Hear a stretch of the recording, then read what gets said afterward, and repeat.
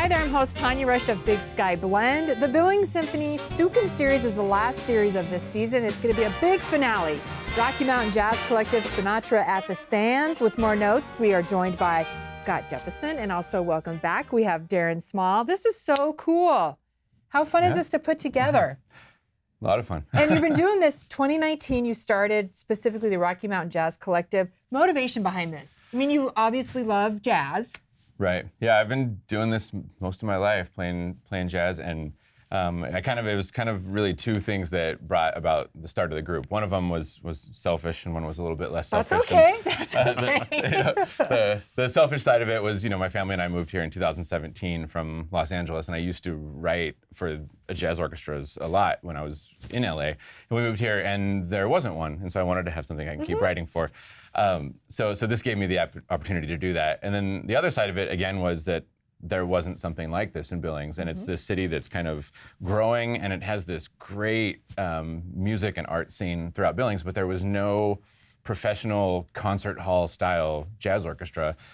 So I had the idea to start up this group so we can kind of explore many different facets of American music. So it's not specifically jazz, but we've done Cole Porter, Duke Ellington. Next year we're doing Stevie Wonder. And then this is obviously what you just said that makes the concert so special. Then I'm curious, the Sands, significant in the title. There's a little bit of history with that.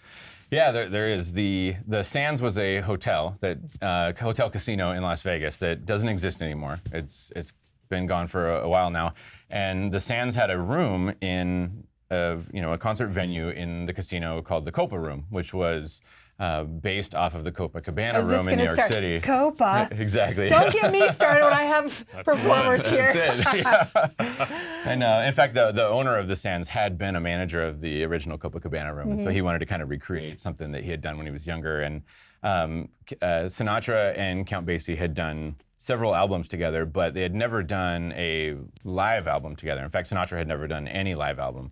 And so they did an entire week's worth of concerts at the Copa Room at the Sands in 1966, and they released an album that had kind of their takes from that album. And this is awesome. Filling some big shoes there, aren't you?